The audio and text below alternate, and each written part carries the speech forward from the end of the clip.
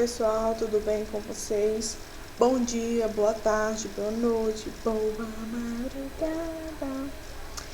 Então, pessoal, hoje nós vamos fazer a nossa correção da nossa atividade, página 173 até a página 179. Então, peguem o livrinho de vocês aí e vamos para as nossas correções. Então, nós vamos encerrar esse capítulo aí, que é o nosso capítulo que tem como objetivo, que nós estudamos aí, o gênero reportagem. Então, para finalizar, para fecharmos esse capítulo, o livro aí, ele nos traz aí uma reportagem, uma reportagem especial. É uma reportagem aí especial, que diz assim: vidas secas, catástrofes atravessam séculos. Então, nós temos aí uma reportagem especial, que foi publicada aí no site da empresa Brasil de Comunicação, Então, essa reportagem, ela vem fazer uma retrospectiva aí das principais secas que atingiu aí o Nordeste desde aí de 1583, tá? Então, uma reportagem que, se vocês quiserem pesquisar, ela tem aí a reportagem na íntegra, No livro de vocês, aqui do ladinho, tem o link para vocês poderem acessar. Nessa reportagem, nós temos um tipo de texto, Ele é um texto que ele vem dialogando com outro texto. Mais especificamente, ele vem dialogando com o livro Vidas Secas, que é um livro muito, muito bom. Quem puder ir já lendo esse livro de Graciliano Ramos, tá? Então, ele vem trazer uma intertextualidade. O que é uma intertextualidade? É um texto que se remete a outro, Então, dentro da reportagem, o repórter, esse pesquisador, ele vem sempre trazendo aí, seja em frases, seja em trechos, seja em opiniões, trazendo aí do livro Vidas Secas. Por quê? Porque o livro Vidas Secas, ele vem contando aí uma história de retirantes nordestinos, e é basicamente tudo isso que ele está falando aqui nessa reportagem também, Que são retirantes, que eles saem das suas cidades natais para ir para São Paulo, para ir para Fortaleza, Salvador, para ir para cidades maiores em busca de trabalho, em busca de alimento, pois no seu lugar de morada, devido à seca, então seca os rios, seca os capins, seca tudo. Então, vocês imaginem aí, você viver sem água, ter que correr atrás, andar léguas e léguas de distância para pegar uma água ainda barrenta, para tomar, para dar para os animais. Então, isso torna a vida, um pouco inacessível, muito inabitável. Então, esses retirantes, eles saem, das suas casas para em busca de uma vida melhor, em busca de água em si, porque a nossa vida, ela gira em torno da água. Então, aqui nós temos, eu acredito que vocês já fizeram a leitura dessa reportagem, onde vem falando aí, os infelizes estão nas primeiras palavras de Vidas Secas e não são apenas personagens do olhar de Graciliano Ramos em meio ao sertão, no ano de 1938. 8 décadas depois da descrição dura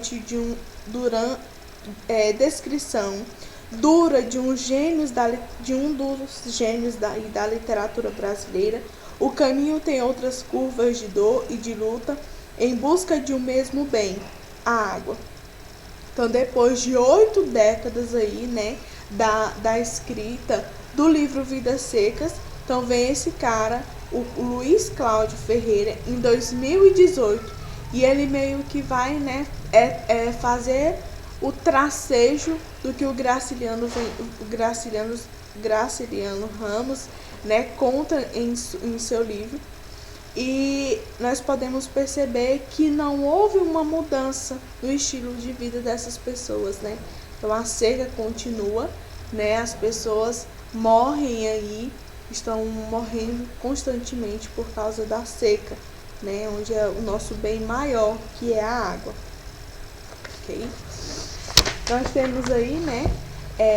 Já no finalzinho, vocês devem fazer a leitura bem detalhada. Brasileiros e tirantes são personagens que sofrem muito mais do que os da ficção.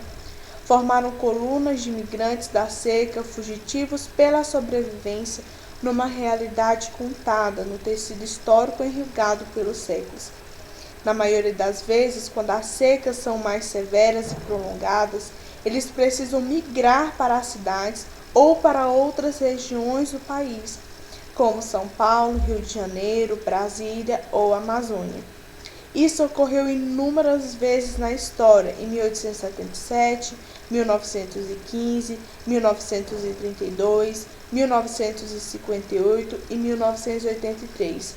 Apontou em artigo o economista Antônio Rocha Magalhães, um dos principais pesquisadores em desenvolvimento sustentável do país. Então essas pessoas, né, quando a seca ela é muito prolongada lá, né, então eles têm grandes famílias para sustentar e todos vivem do campo, né, vivem da criação de gado, da criação aí do cultivo de plantações. Né? Então quando a seca ela é muito prolongada, então eles têm que se retirar para outros lugares, certo? Então, vamos fazer a correção lá da página 175, beleza? Então, nós temos aí, questão 1. A seca vem sendo monitorada desde o início do século XX e há momentos mais tensos do cenário agrestino e menos graves. Mas como determinar se a seca foi mais danosa para a população? Então, devido à seca, as atividades econômicas elas ficam reduzidas, né? Com isso, todo o fluxo de geração de renda torna-se mais lento. Então, chegando a provocar escassez de itens para suprir as necessidades básicas da população. Então, a população, como eu havia falado para vocês, elas vivem da criação de gado, né? Eles plantam seus próprios alimentos. Então, quando a seca ela é muito prolongada, esses alimentos eles morrem. Essas criações elas morrem de fome, de sede. Então, o que eles têm que fazer? Eles têm que sair dali do seu lugar, né? Deixar sua casa, deixar seu lar, deixar tudo para trás, né? Pega só o necessário, poucas roupas, né? Que essas pessoas também têm. E aí vão seguir para outros lugares para tentar aí um emprego, tentar uma nova vida. Questão 2.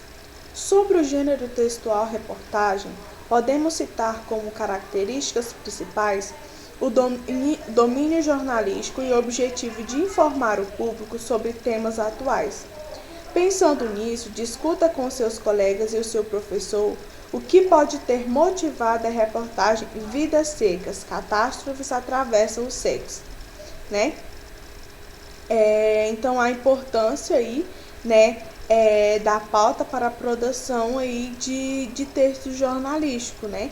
Então, eles pegaram essa pauta que foi, né, as Vidas Secas, né, que é um livro, e as catástrofes, né, que aconteceu aí durante muito tempo. Então, eles pegaram essa pauta para trazer uma reportagem, para noticiar, né? Nós sabemos que a reportagem, o seu objetivo é de informar os leitores. Só que também nós sabemos que a reportagem é um texto mais longo. Então, como nós podemos perceber aqui, ele vem trazendo trecho de livros, vem trazendo informações de outros pesquisadores, de professores, vem trazendo imagens, vem trazendo referências de outros livros, certo? 3. Para você, quem é o público-alvo dessa reportagem? Justifique sua resposta. Então, provavelmente, o público-alvo são os leitores cultos que têm interesse em conhecer mais sobre a seca no Nordeste brasileiro, interesse em ressaltar aí o registro formal da linguagem empregada pelo repórter e as referências à obra de Graciliano Ramos. E nós, como estudantes, né, que estamos aí conhecendo um pouco sobre o livro do Graciliano Ramos também, e conhecendo um pouco sobre a vida desses retirantes, sobre desses personagens aí nordestinos, certo? 4. Ao buscar uma relação intertextual com o romance Vidas Secas, o repórter utiliza termos característicos dos textos narrativos. Nesse contexto, identifique na reportagem as relações que o autor faz entre o romance e a realidade. Então, nós temos aí os personagens brasileiros, retirantes sertanejos. O cenário é qual? É o sertão, o Nordeste Oriental. O roteiro, a seca repetitiva, né, que nós podemos ver que aconteceu aí inúmeras vezes, ó, 1872, 1915, 32, 58, 83. Então, uma seca repetitiva. O enredo. Qual é o enredo tanto da reportagem quanto do texto Vidas Secas, do livro Vidas Secas? É a rotina da seca e a busca por água. Então, sempre é retornando isso. Então, o enredo todo, o livro e a reportagem, o enredo é em cima dessa rotina da seca e da busca pela água por essas pessoas. 5. Além da relação intertextual com a obra de Graciliano Ramos, o autor utiliza a intertextualidade também para dar mais credibilidade às informações passadas pela reportagem. Então, o autor utilizou a fala de estudiosos para dar credibilidade no texto dele, para dar mais informação, né? Essas falas vieram certamente de uma entrevista prévia que o repórter fez com essas pessoas. Ele tirou trecho do livro do Vidas Secas. Então, tudo isso é para dar credibilidade, para falar, olha, o que eu estou falando aqui é verdade. Outras pessoas também já falaram ou estão falando desse acontecimento. 6. De acordo com a situação comunicativa, podemos produzir textos com linguagem informal ou formal. A opção entre uma maneira ou outra de expressão é o que chamamos de registro de linguagem. Apesar de aparecerem antagônicas, essas formas são variáveis. Assim, em um texto pode predominar, por exemplo, a formalidade, mas dependendo de certas intenções comunicativas do autor, é possível utilizar também termos informais. Que opção de registro da linguagem o autor usou nessa reportagem? Então, o autor, ele usou a formalidade, né? Então, ele usa aí a linguagem formal, ok? Sabendo que essa reportagem foi publicada no site da Empresa Brasil e Comunicação do Governo Federal, você considera que o autor utilizou a forma de registro mais adequada, né? Tendo em vista aí, né, o contexto comunicativo, né? A opção pela formalidade foi adequada. Por quê? Porque o público-alvo desse texto, como nós já havíamos falado, são para pessoas aí, né, que procuram, são leitores cultos, são pessoas que estão realmente interessadas nesse tipo de assunto. Nós temos o texto 3, tá? Que vocês já fizeram a leitura. Então, para a gente adiantar um pouquinho, eu já vou passar lá para a nossa atividade, ok? 8. O texto 2 foi produzido para ser falado pelo jornalista na matéria, que foi ao ar em um telejornal de grande abrangência nacional. Além disso, o texto também foi publicado no site da emissora de televisão. Já o texto 3, ele foi produzido para circular no jornal impresso e na internet. Qual dos textos apresentam marcas de informalidade? Então, o texto 2, ele apresenta marcas de informalidade. Por quê? Porque ele também tem uma circulação impressa, né, vem trazer aí um ar mais dinâmico das situações. B. Por que o autor do texto optou por essa forma de registro? Então, porque como o texto foi produzido para ser falado, a utilização de termos mais informais contribuiria para dar mais dinamismo e descontração na matéria também. C. A notícia é o texto jornalístico mais ágil e dinâmico, responsável por informar as pessoas sobre os fatos e assim contribuir para que elas conheçam melhor a realidade que a cerca. Com base nessas informações, que diferenças você apontaria entre esses gêneros? Então, as principais diferenças entre esses gêneros estão na profundidade de abordagem do tema e na presença ou não da defesa de pontos de vista, argumentação. Então, desse modo, enquanto a notícia é em maior parte um texto breve, impresso, registrando-se a apresentação resumida dos fatos, a reportagem ela é mais longa, né, pois apresenta uma abordagem de tema de forma mais detalhada, né, e comumente contém a defesa de um ponto de vista. Então, é retornando tudo aquilo que nós já havíamos falado em aula, né? Então, a notícia é algo mais rápido, é para um leitor rápido. Então, o leitor leu ali, ele já quer ser informado. A reportagem já requer, né, tanto do repórter como do leitor, né, mais tempo, tanto para a realização quanto para a leitura. Mas a reportagem ela é um texto muito riquíssimo, porque ela vem aí, ó, como a gente acabou de ler essas reportagens. Então, nós temos intertextualidade, que é o repórter ele traz outro texto para dentro do texto dele, ele traz informações, ele traz dados, ele traz imagens, ok? Então, a reportagem ela é um texto bem maior e muito, muito recheado de informações, né, de detalhes.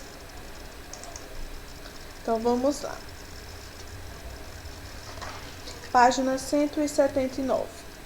Vimos que para dar mais credibilidade às informações passadas na reportagem, vidas secas, catástrofes atravessam os séculos. O repórter se apoiou na fala de professores universitários, que são referência para o tema reportado. Então, releia o texto aí. A seca não é apenas regida por dados pluviométricos. Trata-se de uma rede de relações políticas e culturais. Podemos dizer de maneira simples que a leitura consiste na capacidade de decifrar e traduzir símbolos. Esses símbolos tanto podem ser, por exemplo, os movimentos do corpo e dos astros, como as palavras escritas. Em todo caso, é o leitor quem lê o sentido desses símbolos, atribuindo-lhes significado. Pensando nisso, discuta com seus colegas. Como a professora define a seca? Então, segundo a professora, a seca é resultado de relações pluviométricas, políticas e culturais. As relações políticas e culturais a que se refere a professora estão claras no texto? Como podemos identificar essas relações? Então, as relações a que se refere a professora elas não estão claras no texto. Assim, para identificá-las, é necessário o leitor recorrer ao seu conhecimento de mundo ou a outras fontes de informações para a gente conseguir entender o porquê que ela diz aí que esses dados são, né, esses dados é regido aí por pluviométricos, né, por políticas e culturais, né, por esses tipos de relações. Então, somente isso nós não conseguimos entender claramente o que ela quis dizer. Então, nós precisamos aí de um conhecimento de mundo ou pesquisar outras fontes para a gente entender isso aqui. Utilizando sites de busca, pesquise quais são as causas da seca no Nordeste, né? Então, vocês podem pesquisar aí. Então, nós temos aí tanto, né, como essa professora falou, que a seca é regida, né, por questões ambientais, por questões pluviométricas, né, por N N fatores, por desmatamento, né? Por relações políticas e culturais também, porque agora que eles, não sei se vocês assistiram no jornal, né, que fizeram meio que uma encanação do rio, uma distribuição das águas do rio, para que essas águas elas cheguem aí em tantos milhares de famílias. Então isso também, essa seca, esse sofrimento dessas pessoas é tanto causado pelo clima que não chove, mas por que não chove? É porque é uma região de muita queimada. Nós temos aí a nossa Amazônia, que é o pulmão do mundo, e está se acabando aí. E o que tem de relação política nisso aí? Por que os políticos eles não criam maneiras para amenizar isso? Então tem todas essas questões. Diante das causas, que soluções vocês, né, conseguem visualizar para esses problemas? O que os nossos governantes, o que nós podemos fazer para, né, solucionar esses problemas? Né? Então a gente vem falando isso aí constantemente nas nossas aulas. Né? Eu pego uma garrafinha dessa, vou jogar aqui, mas né, só uma, né? Não, vou jogar só essa aqui, não tem problema, né? Mas é assim, é de uma em uma. É igual tem um ditado, né? De grão em grão que a galinha enche o papo. Então, se eu jogo, eu não tenho consciência de jogar isso no chão. Vem outro e não tem. Então, assim, vai criando uma bola de neve, né? E a gente pensa, não, mas eu tô aqui chove lá. Não é culpa minha se lá não chove. Mas as ações que nós cometemos aqui, ela vai dar no mundo inteiro, né? Olha aqui, a gente está aqui no Brasil. Olha as geleiras do outro lado do mundo, elas estão derretendo. Então, isso é um trabalho conjunto, ok? Então, essas outras respostas, vocês pensem um pouquinho, dão uma pesquisada para poder responder, tá? E nas nossas aulas, né? Nas nossas próximas aulas, nós vamos conversar, nós vamos sempre estarmos voltando a esses conteúdos, porque são conteúdos culturais relacionados ao nosso dia a dia. Um grande beijo e até a nossa próxima aula!